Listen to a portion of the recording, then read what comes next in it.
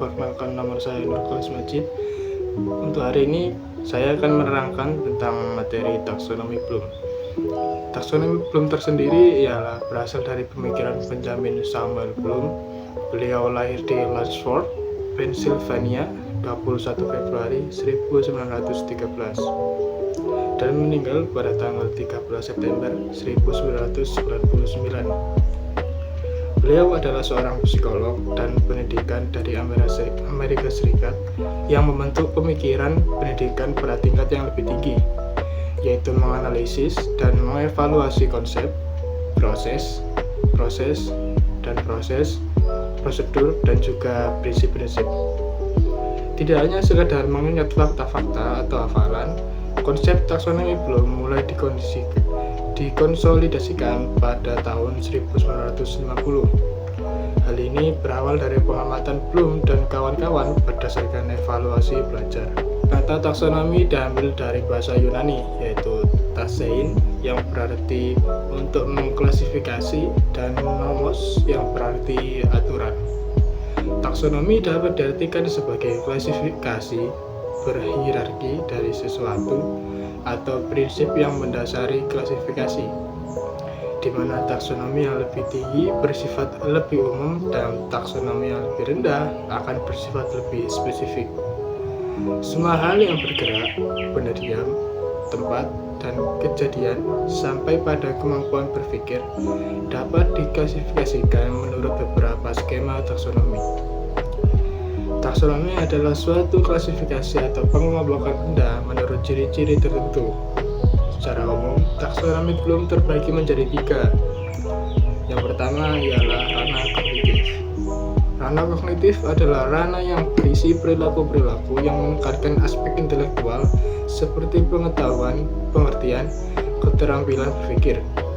Ranah kognitif meliputi fungsi memproses informasi, pengetahuan, dan keahlian mentalitas.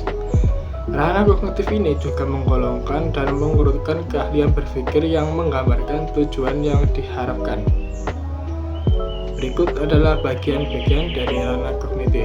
Yang pertama adalah pengetahuan atau knowledge.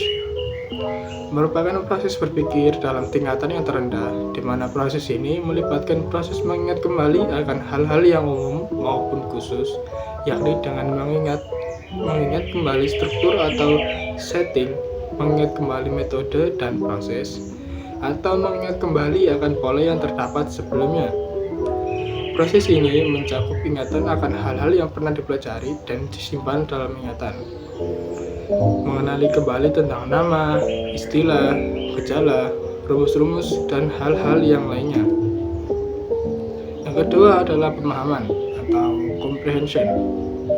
Pada tingkatan ini, seseorang akan memiliki kemampuan dalam menangkap makna dari arti tentang hal yang dipelajari, sehingga memiliki kemampuan dalam menguraikan isi pokok dalam bacaan. Juga mampu mengubah data yang disajikan dalam bentuk tertentu ke bentuk lain. Kemampuan ini setingkat lebih tinggi daripada sebelumnya. Yang ketiga ialah penerapan atau application. Penerapan adalah proses berpikir dalam menerapkan suatu kaidah atau metode guna menghadapi suatu kasus atau permasalahan yang nyata atau benar-benar terjadi dan masih baru. Kemampuan untuk menerapkan gagasan, prosedur, metode, rumus, teori, dan sebagainya. Adanya kemampuan dinyatakan dalam aplikasi suatu rumus pada persoalan yang dihadapi atau aplikasi suatu metode kerja pada pemecahan problem baru. Yang keempat ada analisis. Yang dimaksud dari kemampuan analisis di sini adalah kemampuan yang dimiliki peserta didik dalam menyelesaikan informasi yang banyak menjadi bagian-bagian kecil. Kemudian bagian kecil tersebut dikaitkan dengan informasi yang ada dengan informasi yang lainnya. Tingkatan proses berpikir dalam tahap ini sudah lebih tinggi dibandingkan dengan bagian sebelumnya. Yang kelima adalah sintesis. Yakni kecerdasan dalam berpikir yang melalui proses tertentu dengan menggabungkan berbagai macam unsur atau bagian secara logis atau masuk akal, sehingga menjadi suatu kesatuan atau pola baru. Kemudian bagian tersebut dikaitkan atau dihubungkan antara yang satu dengan yang lainnya. Dalam ungkapan ini juga disebut sebagai kemampuan mengenali data atau informasi yang harus didapat untuk menghasilkan solusi yang dibutuhkan.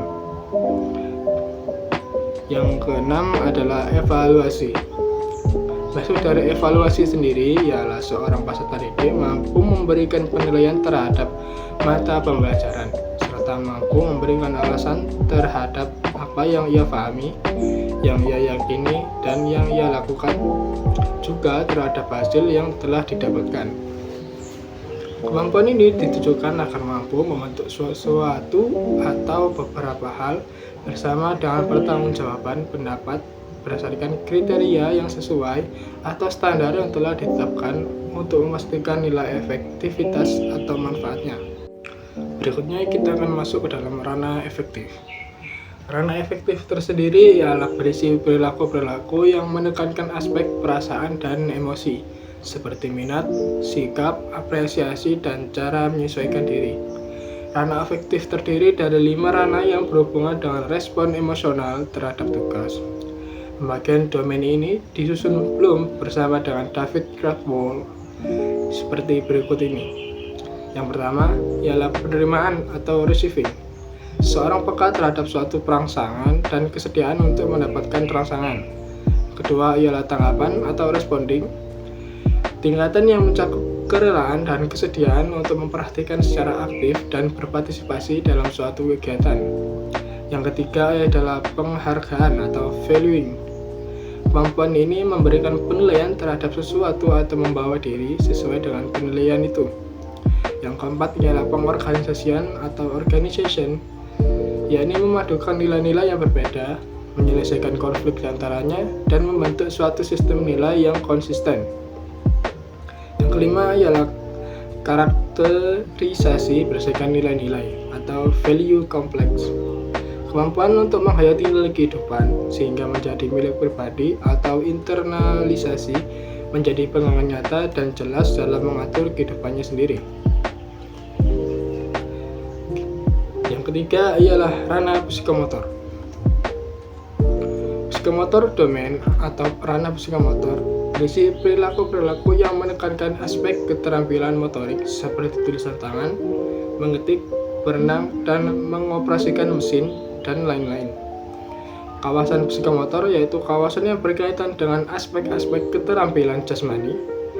Rincian dalam domain ini terbagi menjadi 8, yaitu pertama adalah persepsi.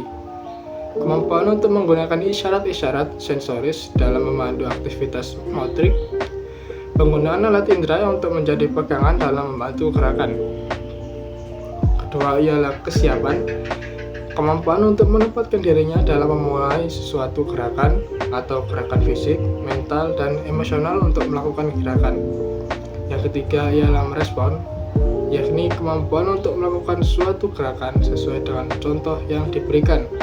Tahap awal dalam mempelajari keterampilan yang kompleks, termasuk di dalamnya imitasi dan gerakan coba-coba. Yang keempat ialah mekanisme, yakni kemampuan melakukan gerakan tanpa memperhatikan lagi contoh yang diberikan karena sudah dilatih secukupnya, atau membiasakan gerakan-gerakan yang telah dipelajari sehingga tampil dengan meyakinkan dan cakap. Yang kelima ialah respon tampak yang kompleks, yakni kemampuan melakukan gerakan atau keterampilan yang terdiri dari banyak tahap dengan lancar, tepat, dan efisien. Gerakan motoris yang terampil yang di dalamnya terdiri dari pola-pola gerakan yang kompleks. Yang keenam ialah penyesuaian. Kemampuan untuk mengadakan perubahan dan menyesuaikan pola gerakan dengan persyaratan khusus yang berlaku. Keterampilan yang sudah berkembang sehingga dapat disesuaikan dengan berbagai situasi. Yang ketujuh ialah penciptaan, yakni membuat pola gerakan baru yang disesuaikan dengan situasi atau permasalahan tertentu atas dasar prakarsa atau inisiatif sendiri. Untuk materi selanjutnya kita akan masuk dalam materi pengembangan taksonomi Bloom oleh Lauren Anderson Cradwell. atau yang biasa disebut dengan revisi taksonomi Bloom. Pada tahun 1994, salah seorang murid Bloom, Lorin Anderson Krathwohl, memperbaiki taksonomi Bloom agar sesuai dengan kemajuan zaman. Hasil perbaikan tersebut baru dipublikasikan pada tahun 2001 dengan nama Revisi Taksonomi Bloom. Revisi taksonomi Bloom memfokuskan pada perubahan aplikasi yang terdiri dari 3 bidang, yaitu aplikasi bidang penyusunan kurikulum, aplikasi bidang instruksi pengajaran, dan aplikasi bidang asesmen atau penilaian. Revisi taksonomi Bloom hanya dilakukan pada ranah kognitif. Revisi tersebut meliputi yang pertama ialah perubahan kata kunci dari kata benda menjadi kata kerja untuk setiap level taksonomi. Yang kedua ialah perubahan hampir terjadi pada semua level hierarkis, namun urutan level masih sama, yaitu dari urutan terendah hingga tertinggi, dan perubahan mendasar terletak pada level 5 dan juga 6. Berikut ini ialah skema revisi taksonomi Bloom ranah kognitif.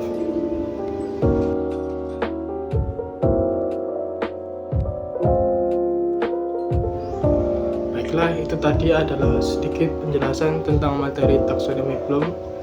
Saya mohon maaf bila ada salah dan kata. Wassalamualaikum.